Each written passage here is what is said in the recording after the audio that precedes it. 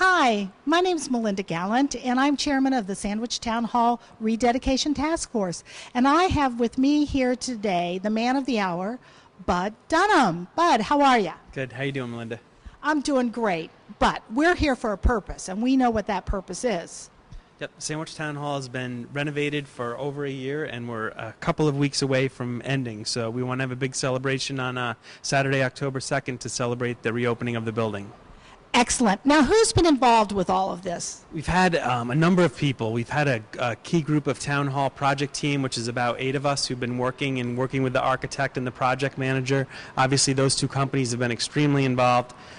We were fortunate, and when we went out to bid, the company that won the bid was Builder Systems, Inc., which happens to have an office in Sandwich, which is really rare, and they've been doing an outstanding job on the building, and they've had a number of subcontractors, so we're really anxious to get things open. Frank Panorfi, a former selectman in town, has been very active volunteering, did a lot of the work, and Jonathan Shaw. And there were a number of other people, and I know I'm going to leave some people out, but a number of people helped them, not only with the moving, and Ted Hamilton, our facilities director, did the stool for the piano, and there's a whole bunch of things that a number of people have done. Excellent. Now, this was called the People's Meeting Hall, and I know there are a lot of great stories about this upstairs portion of the building and also downstairs. My understanding is that in the early years, in the early 1800s, the downstairs was actually used for commerce. Yeah, that's what I understood as well, that they actually had different businesses would rent certain rooms, and they would actually run their businesses out of the town hall. And at that point, I'm sure, there wasn't that much of a need for much space for the town to use, and then the upstairs was used for things like town meeting or other bigger meetings that they would have. Excellent. Now, will you tell me a little bit? I know behind us you can see this beautiful, beautiful ceiling. Would you tell us a little bit about it? Sure. A lot of this I've just learned from being involved with the project, not that I would ever know it off the top of my head, but there's a company that specializes in trying to go through and do a special paint analysis to find out what exactly existed years ago when the building was first constructed. And so there were a number of people. There was a woman named Sarah Chase, who's known throughout the state, who does paint examinations. So she did some initial work. And then a gentleman named Andy Latigo, who literally has done work in the White House, and we're fortunate enough happens to live on the South Shore, came and did a lot more of the detail work in terms of the stenciling. And then Sharon Perlmutter, who you can see working behind us, is actually made the stencils and worked with Andy on where they should be located in the color schemes. But I think Sharon's been here for about 6 or 8 weeks doing the work on the ceiling, which is really impressive. And if you just see how meticulous and how time-consuming it is, it's amazing. The police department will be working with the fire department on, closing the streets at the appropriate times. Probably one department that doesn't get enough recognition more than anyone else is the Department of Public Works. They've been doing a ton of work, not only in anticipation of that, but there's actually some key exterior work that's going on right now in front of the building if people drive by, where they're putting in some new granite islands. So literally Route 130 won't be going past the front steps of Town Hall anymore.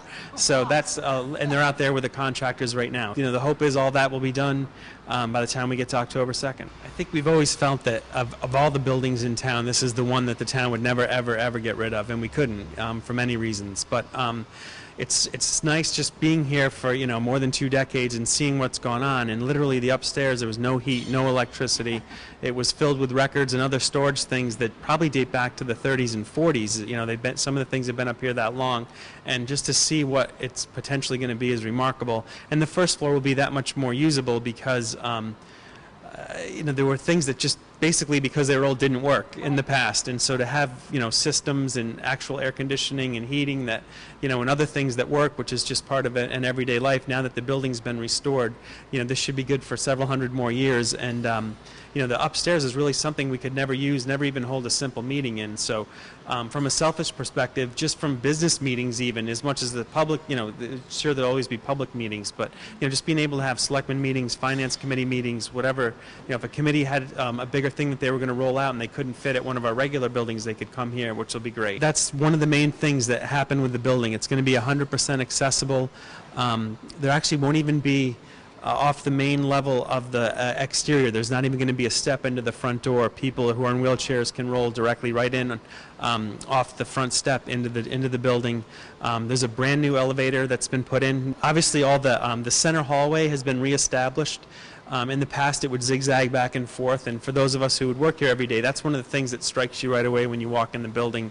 But obviously, handicap accessible restrooms, everything will be 100% accessible, including the stage. There's going to be a small chairlift for if anyone had to get on stage who was handicapped, that there'd be a way to do that as well. Yeah, I would think that we'd be able, as long as worked outside other meetings or things that were booked, that there'd be ways to do things up here. Like you said, I don't think it'd be any grand productions in the sense that there's only so much space we have, and we are pretty restricted. And the lighting that's been added will be a vast improvement because nothing existed before. But I think it'll be really nice. And there's a sound system that's part of the improvements that have been made also. So I think for smaller type events or for a small play or a production or a musical event, we think it'll probably be an ideal location in the future, and it should seat roughly about 200 people, give or take a few. Excellent. That's wonderful. Well, I'll tell you right now, the acoustics in this building are actually very, very good. So, those people, those theater types, like myself sometimes, I don't know that we would need it. But anyway, it's absolutely great. So I want to thank you for taking your time today with me. I think it's wonderful. The task force is so happy, and we have 1 million people to thank. And of course, if I could stand here and list them all, it'd be like the Academy Awards and they'd be playing me off. But they will all get recognition and thanked the day of the event, and that's what's so important. And we're still looking, as you know, Bud, we're still looking for reaching our $5,000 goal to be able to put this event on, and we're almost there. We're at $4,200. Yay! So, we'll take nickels, dimes, quarters. We'll take whatever we can get to that $5,000. So any of you out there who have not given or would like to donate a little something, anything, it doesn't have to be much. We know the times are hard right now.